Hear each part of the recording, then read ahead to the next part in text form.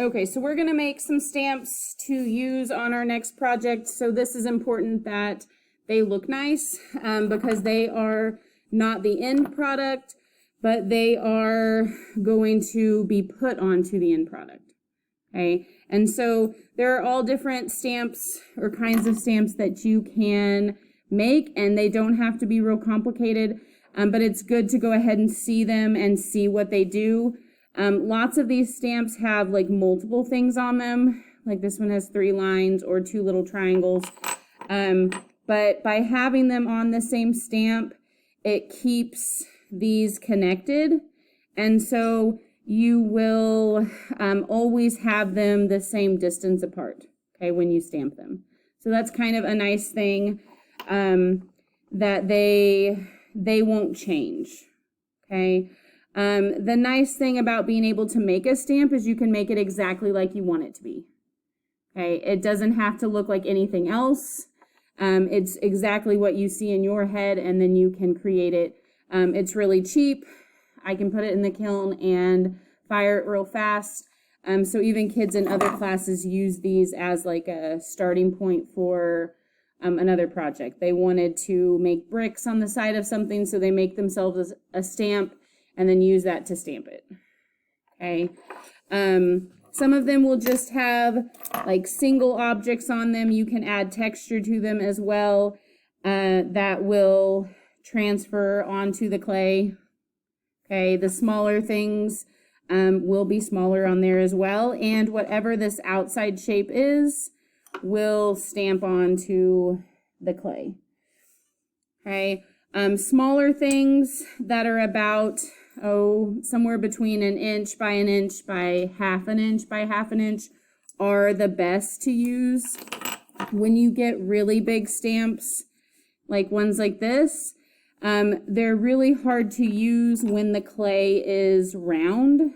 Okay, it's not so hard to stamp it like flat on the table, but when the clay is round, it really means that you have to like rock them back and forth to get them to work, and sometimes they don't work very well. Okay, so like these are really too big. Okay, I would go ahead and stick with this size. Okay, same thing, just too big. This person had carved like lines into it. I don't know that they thought about the outside shape, because when you stamp this, you are going to get whatever outside shape this is. Okay, so something to think about. It is nice to be able to create a pattern with the stamp, okay, and just like how you stamp this, you can change what it looks like just by rotating things. You do want to be careful that you cut down far enough, okay? If you don't, when you stamp, you're always going to get like an extra piece here that you're always going to have to smooth out, okay? Which is a huge pain, okay? You really like a stamp. When you stamp it, you get like an extra piece. I mean, you wish you could go back and get rid of it. Okay, make sure everybody's watching up here. Okay, sometimes I have people who they'll add texture that's just not bold enough. Okay, and so when you stamp this, it's not going to show up. Okay, so it really does need to be bold. Sometimes these things kind of mess with your head on what they're going to look like. And so this has a circle with a circle inside it. And when you stamp, that's what you get. Okay, so it ends up being the opposite of what you have here. And so this, it can kind of, I don't know, not always be what you think it's going to be when you stamp it. So we are going to make more of these than what we intend on using. So we have some room for error. If something doesn't turn out like you think it would, you don't have to use it. Okay, we're not going to like have to use all of them. But something to look at as you are making this, you could come up and practice with some of these stamps if you wanted to see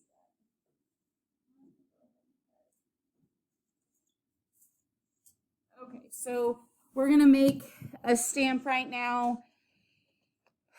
I just start with a small piece. Similar to this, I just cut this piece in quarters. I go ahead and turn this into a ball just to like smooth everything out. And then a cylinder, so I have something that's a little bit bigger. And then I put it on the table, angle my hand, okay, so I'm at an angle and roll. So I make one of the sides smaller. Okay, so you can continue to do that. Once I have something that's, like a carrot, then I can hold this and tap this on the table to flatten what I'm working with.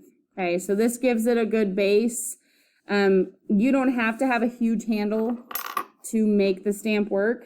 So some of this can get cut and removed. You just need enough to actually hold it, okay, and make this function.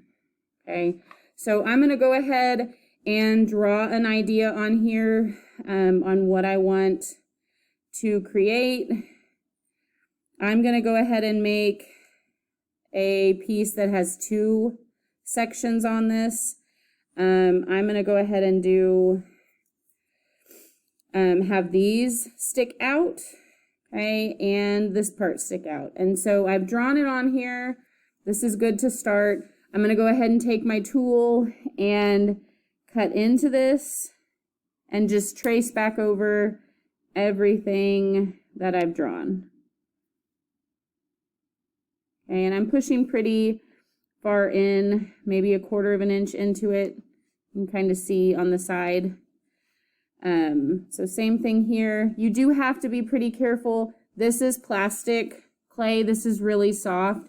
And so it's pretty easy to manipulate, but it's also pretty easy to like mess up. Okay. I'm going to, once I've cut down on all of those lines, I'm going to go ahead and draw a line all the way around on the outside. That is about 1/4 of an inch down. And so this is trying to avoid, one of these stamps had too high of an area on it. Where did it go? That it always stamped. Like they didn't go down far enough here. And so every time this one gets stamped, there's a little extra. Okay, so you just want to go down far enough. Now I can go ahead and cut down and like peel this part away from it. I like to do it this way. This is more like subtractive because this makes it where I don't have to score and slip little tiny pieces to this stamp. Okay, it's way easier. Okay, you're gonna remove the clay rather than add the clay. So I'm going down and kind of slowly like pulling this away from it. Okay, does that make sense? You see that? So now I have a section in the middle that I want to remove, so I've got to be careful with like this piece because I want to keep that. So it's just kind of a little bit at a time. This is going to be a little bit rough in the beginning, and you'll have to just go back and refine it. And there's nothing wrong with it. I think some people think it should be perfect the instant that they touch it. It'll take a little bit of time. Like I've got a little piece that's stuck inside here, so I'm just going to have to be real careful and take this out. Okay, so this is roughly what I want this to look like. Okay, now the problem with doing these right now, and especially since we have a longer section of time to work than a typical like 50-minute class period, is this clay is really, really plastic, and so it's like almost gummy. Like it doesn't want to like keep its shape. It's not that like leather hard stage. And so what I would suggest is that you take this and you set it aside and then you work on your next one. Okay. And then you come back to this one after it's sat for a while and refine it. Okay. Because it'll dry. It will harden a little bit. It'll be easier to work with. You can use the paintbrush is a really great tool with this just because you have such small sections that the paintbrush or the sponge is just too big to get in there. Okay, but I really think that giving it a little bit of time to like dry and harden up. This is such a small, like thin area that if you do end up having problems with it, then this giving it just a little bit of time to sit out in the air in the classroom will help.